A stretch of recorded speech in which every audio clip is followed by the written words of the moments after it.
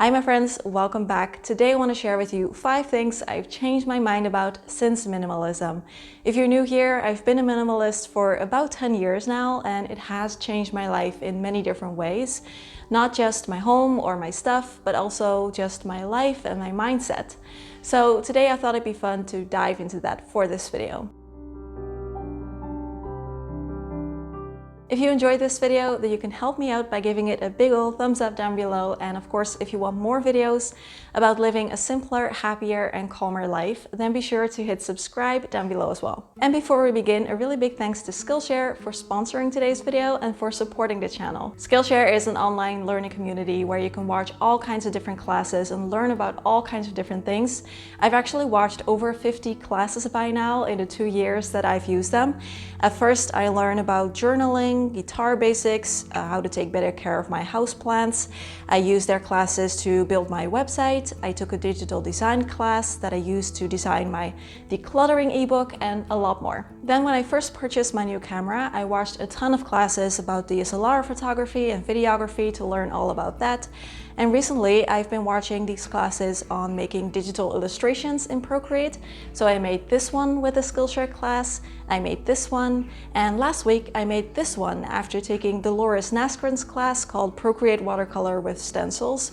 There are just so many things that I have learned to do through Skillshare classes. So if you like learning new things, maybe making your own clothing or business skills or anything else really, I highly recommend checking them out, and the first 1,000 people to click my link in the description box will get a 1-month free trial. So you can already start today if you like. Really big thanks to Skillshare for their support. Let's begin with the video. I love missing out on stuff. I used to experience FOMO, or fear of missing out, quite a lot. FOMO is that nagging feeling that you might have that other people are leading better lives or doing more fun things or buy cooler stuff or go on better vacations. You get the idea. And it can evoke feelings of envy or jealousy or low self-esteem, or just this general anxiety that you might not be doing enough. It's this idea that there is like something fundamental that you are missing out on that other people do experience. So it's like this big thing that you just can't seem to really put your finger on. And I had this in many different ways. Like for example, at work with colleagues talking about all of the different Netflix shows that they all watch somehow.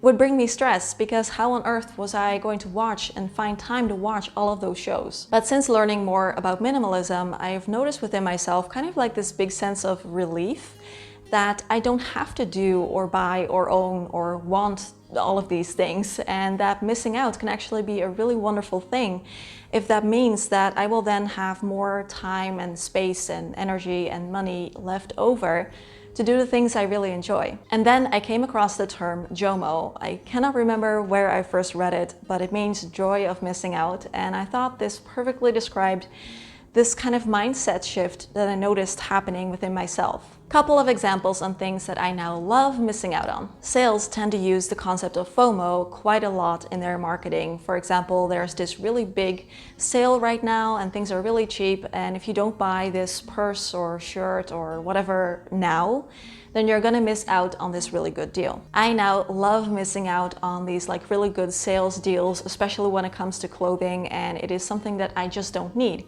Because by missing out on that deal, I am gaining more space in my closet and less time having to take care of all of my different clothing items. Or for example, an activity that if you're just being completely honest with yourself, you know that you're just not really going to enjoy, you can just stay home or do something else that you like to do instead of worrying about all the others that are going. And if you are potentially missing out on something, you can find joy in the fact that you now have more time available to do something that you really like. There are countless examples possible where we could find JOMO instead of FOMO, and JOMO doesn't mean just checking out or not participating anymore.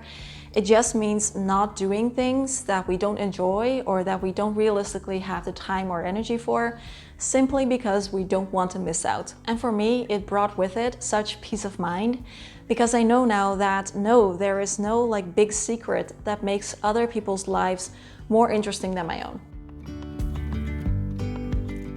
Something else I changed my mind about big time is that I now like to prioritize things like comfort, usefulness, practicality over things like aesthetics or status. And of course, this applies to things like clothing, but also home decor, appliances, trips and vacations, basically anything. If I needed to buy something new, I would always look at how the item looks first, and how pretty it was more important to me than how much sense it actually made for the thing that I wanted to use it for. Also, when I was young, things like labels and brands and status were much more important to me, and that was kind of silly because I bought a bunch of things that were way too expensive for what they were, simply because of the label or the status. Now, I still think that sometimes it's important how something looks, especially with clothing and home decor and stuff.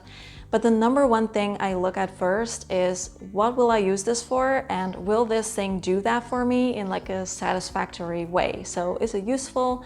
Is it practical? Does it make sense? I've learned that if you focus on these things first, you will buy much better items that actually will be in your life for a long time and that you will get a lot of use out of. I explain my whole thought process when I want to buy something new and how I make sure that my purchases make sense in this video called the 1 Minimalism Rule You Need. So it's kind of like a step-by-step checklist. If you're interested, I will leave it for you in the description box. Redefining what success looks like to me has been a huge game changer in many different ways.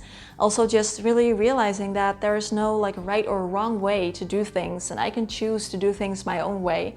So again, this brought with it such peace of mind and a huge sense of relief, because I realized that I don't have to strive for those things that are like traditional successful, because they never really felt true for me. Of course, things are very different if you're in a situation where you don't have your basic needs met.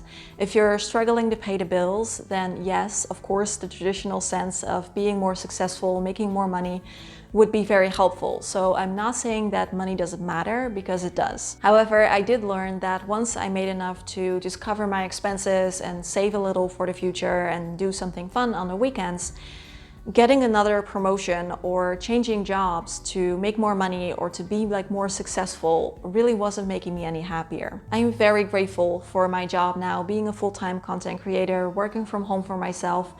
And when I consider success now, I no longer compare my channel to other channels who have like millions of subscribers and who make way more money than I do, because I think I'm successful because I get to do what I love and support myself with it. I get to wake up in the morning feeling well rested instead of completely drained, how I used to feel, and I get to actually like look forward to working for the day, and I find fulfillment in my job too because of all the comments that you guys leave, or people sending me emails telling me that they find my videos helpful or enjoyable. So I'm very happy that I am no longer chasing promotions because I thought that that was what I should do. Because honestly, my corporate job was kind of making me unhappy and eventually led to me burning out even. And maybe for you, it's something different. Maybe you love your corporate job. We all find success and fulfillment in different ways. So my point here is that minimalism can give us a bit more freedom by keeping our expenses lower, to kind of try and find your own version of success, something that really rings true for you and something that you can strive for, instead of just like the traditional sense that everyone thinks they should strive for. I've learned that there is nothing that I can buy that truly is going to change something for me in any lasting way. Nothing that I can buy that's going to make me happier. No clothing item or makeup item that is truly going to make me feel more confident, or something that I could buy that could make my life feel more complete, or anything like that. Again, once you have your basic needs met, of course, because if you're struggling, then yes, having more money so that you can buy what you need would definitely change things. But there have been so many times when I was younger that I thought if I could just buy this one thing, then things would be different. Or if I could wear this type of clothing, then I would feel better about myself. Or if I could have this, my life would be easier, etc. It never really turned out like that. The thing that I so desperately thought I wanted or needed just became one of my many other things, and it never really solved anything. I've said it before on the channel, but I've learned that confidence is just not something that you can shop for. Happiness either. They don't sell that in the stores. And of course, sometimes it makes sense to make a purchase. For example, I bought an iPad recently, and I wanted to learn how to make digital art and I'm loving it. So I'm not saying that we should never buy anything. I'm just saying that there's nothing that you can buy that is a really big fly. That is truly going to change anything if you are not already happy right now. And also that confidence truly does come from the inside out. Last thing that I want to talk about today, where I noticed a really big shift since I started minimalist living, is that if I see something I like or something that I find beautiful or inspiring or funny, I don't actually have to own it. Like, I'm fine just looking at it in a store or appreciating it in someone else's home, but I don't feel like I have to actually go out and get that thing for myself too. I thought this was a little funny because if you think about it, in our society, if you see something you like, then always like the next logical step would be to want to buy that thing for yourself. So these shoes are nice, I want to buy them, or this piece of artwork is beautiful, where can I put it in my home? It's like this next step that we don't really question, and I've started to notice that I don't really have that anymore. Sure, sometimes I will see something that triggers something and I'll think about it for a few days and I'll go out and buy it. So minimalism doesn't mean that we can't buy things that we like or enjoy. But most of the time I find that it's enough for me to just appreciate it, looking at it in the store or in my friend's home. And that next logical step of then also wanting to buy it for myself doesn't always happen. One area where this greatly simplified things for me is when I'm going on vacation.